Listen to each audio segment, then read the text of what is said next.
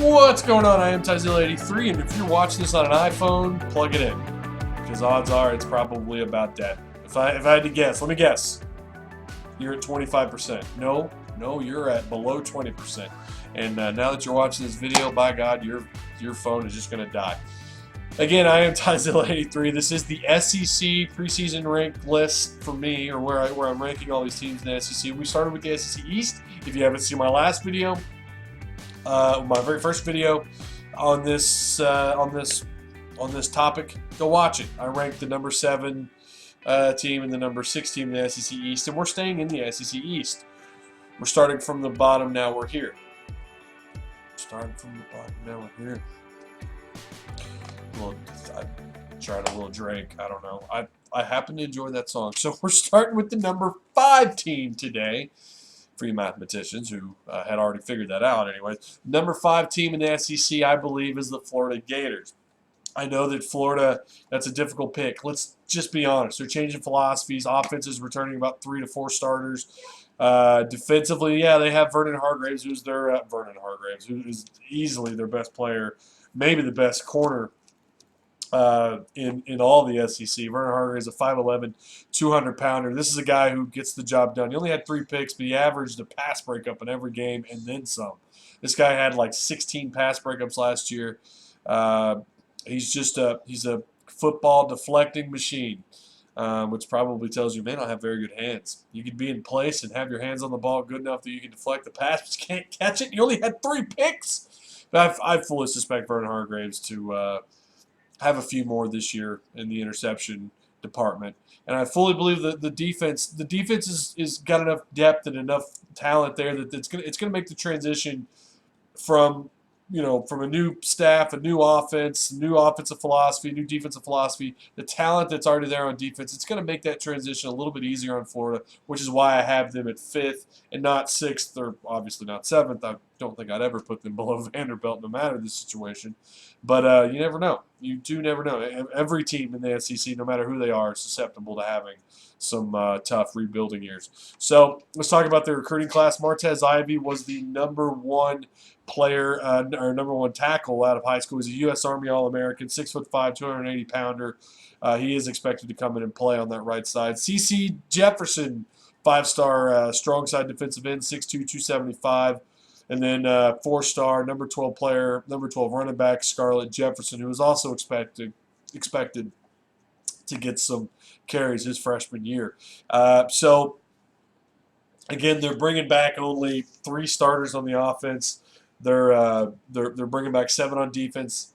It's going to be tough, but I think the transition is going to be easier because of the talent on defense. But I don't suspect their offense to be light years ahead of where they were under Muschamp. But I think you're going to see an indication of how much better they're going to be in year 1. But I've got them between 5 and 7 wins right now for the Florida Gators. Florida last year, 13th in the SEC in total yards per play on offense. That was 13th in the SEC. Not very good. Let's switch over to the South Carolina Gamecocks. Best player, Pharaoh Cooper, 5'11", 208-pounder, 69 catches a year ago, 1,136 yards and 9 touchdowns through the air. Very talented wide receiver. They have some changes on the staff, but this is a team that, yeah, they were bad on defense. Defensively, their total defense ranked almost dead last, 92nd overall total defense. Their run defense was atrocious. They averaged 212 yards a game on the ground. Holy cow! It's a good thing they're not playing in the SEC West this year. Oh my goodness. Offensively, they were a typical Steve Spurrier team. They were the 2nd overall passing offense. They averaged nearly 283 yards a game through the air, and that just goes to show you they were talented enough to get it done through the air. And with a guy like Pharaoh Cooper, it's going to help them break in this new quarterback, Connor Mitch, who's a sophomore, who's backed up by Perry Orth, who's a junior. So we'll have to wait and see if that production goes up or down. I think it's going to be better under Spurrier, which is why I have them ranked 4th. But I think defensively, when you look at the recruiting class, they recruited a total of 7 defensive ends. I think half of them are junior college transfers. Let's take a look at that real quick. They brought in Marcavius Lewis, a guy who's already expected to start, 6'4", or excuse me, 6'4", 266 pounder. He was a number 3 JUCO prospect coming out of the junior college ranks. Dexter Weidman, who's a wide man, 6'4", 302 pounder. A guy who I believe is coming in as a freshman. He played at a military school last season.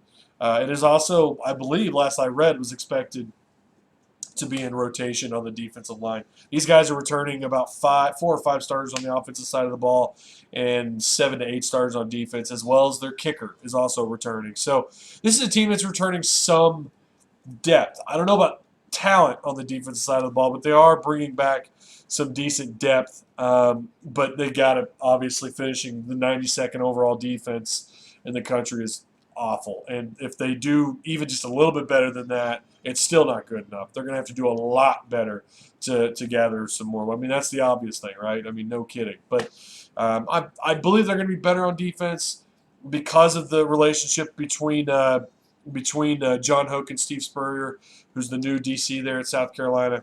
So we'll have to wait and see. But I've got South Carolina at 4th overall in the SEC East, and I believe they're going to be in the 5 to 7. Realistically, I have to see them winning 6 or 7 games in this 2015 season.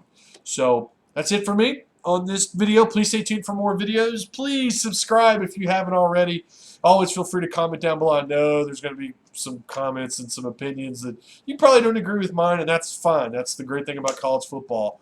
And we all know, we all will probably agree, most of us will be called SEC bias, but those of us who do cheer teams on in the SEC, we know how difficult this conference is. So, again, subscribe, comment, like this video, share this video, and that's it for me. You guys try like hell to be kind to one another. Until the next video, I will see you soon.